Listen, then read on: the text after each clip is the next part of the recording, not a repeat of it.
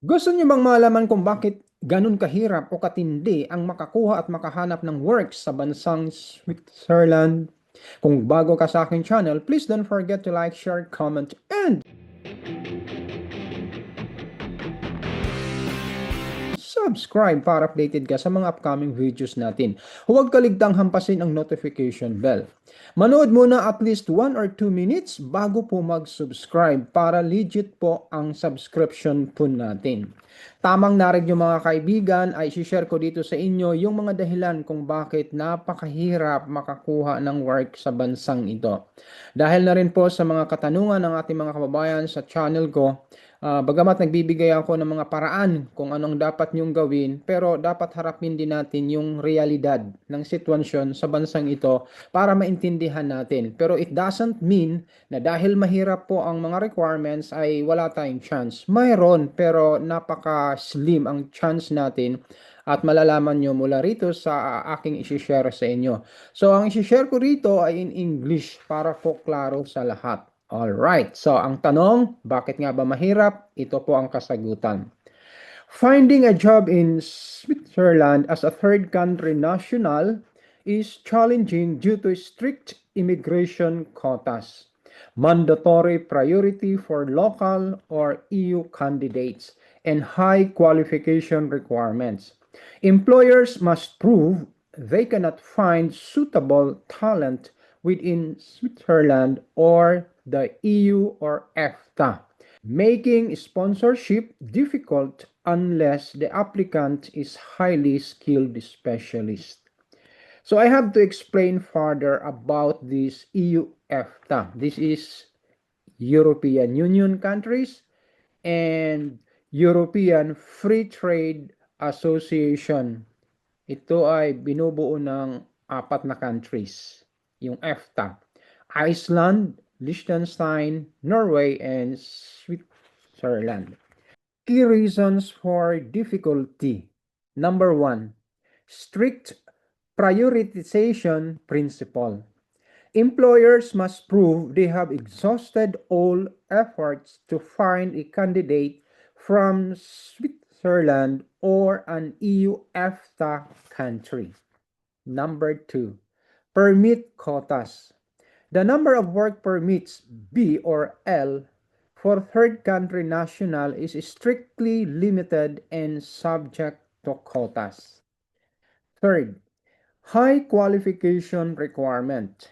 Generally, only high qualified professionals such as managers, specialists with university degrees, and those with several years of experience are considered.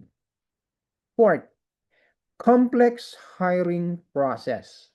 Employers face rigorous bureaucracy to sponsor non-EU residents, which often acts as a deterrent. Fifth, language and cultural fit. Proficiency in at least one of the national languages, German, French, or Italian, is usually required in addition to English. Sixth, high salary requirement. Certain cantons require high salaries to grant work permits, adding to the cost for employers. Opportunities. Despite these hurdles, opportunities exist in sectors with severe talent shortages, such as IT, engineering, life sciences, and finance. Alternative pathways. Marriage. Spouses of Swiss citizens or residents with permanent permits have an easier access to the labor market. Education. Graduating from a Swiss university can improve chances, but employers still need to meet the hiring priority criteria.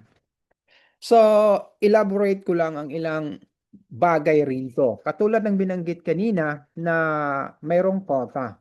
This year, 2026, mayroon pong 8,500 quotas for third country nationals. Pag sinabi natin third country nationals, ito yung mga countries na hindi part ng EU. Okay. or nung EFTA. Okay. So katulad ng US, they are third country national. So Philippines, basta hindi kasali po sa European Union at saka sa EFTA. Pero nagbigay sila ng quota this year. 8,500 permits B and L.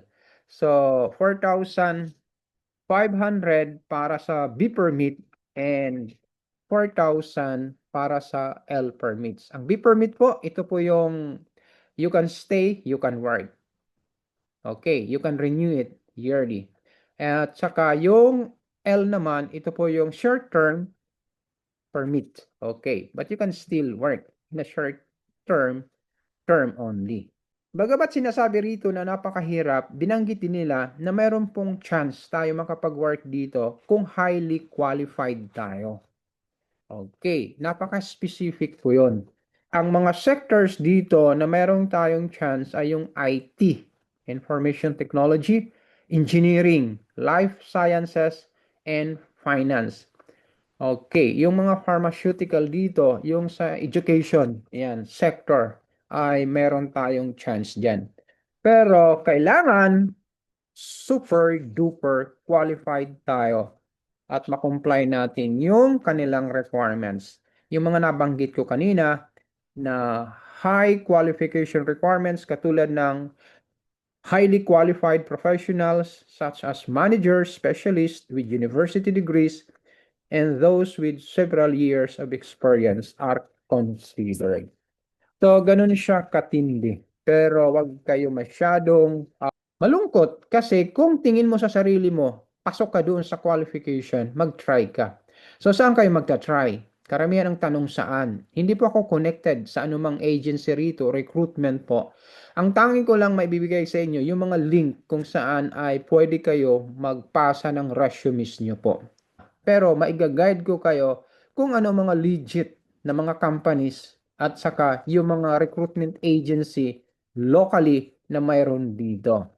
So, kung meron pa kayong mga katanungan, comment down below at try ko yan sagutin hanggat kaya po natin. So, itong video ito ay para doon ito sa mga professionals. Okay, meron naman akong mga videos dyan para doon sa mga blue collar job. Okay. So, marami pong salamat. Huwag kaligtaang hampasin ang notification bell para updated kayo lagi. Kaya sinasabi ko po, nood muna at least 1 or 2 minutes bago mag-subscribe para legit po tayo. Kasi po, pag nag-subscribe kayo kaagad bago manood, mawawala po kayo. Kaya hindi kayo magiging updated sa mga upcoming videos ko. Kasi tinatanggal ng system yung subscribe ko agad at hindi nanood. Hindi po yun ang tamang approach. Dahil bihasa na po ako riyan na pagkatapos mo mag-subscribe tapos nanood ka, wala yun. Dapat manood muna siya. Okay, para kumagat. Okay, yung subscription. Kasi pagkatapos nun, wala ka ng connection doon sa channel ko dahil po ay, hindi ka nanood muna. Hindi ito dahil gusto ko kumita, guys. Ang point ko rito ay kaya ko sinasabing manood kayo muna at least 1 or 2 minutes para yung subscription nyo legit kasi pag hindi ito ang proseso na ginawa natin, pagkatayo mo, hindi ka na connected dahil ang system po tatanggalin nila yon. Okay. So, ang point ko rito, paano ka magiging updated sa mga upcoming videos ko kung wala ka na doon sa listahan ng subscription. Okay. Alright? So, yun po ang paliwanag po natin. Baka isipin kasi nyo, kaya ko kayo in-encourage na manood muna para doon sa ads. Hindi po ako ganun. Okay. Ang concern ko, para lagi kayo updated. Alright. So, bye for now and good luck.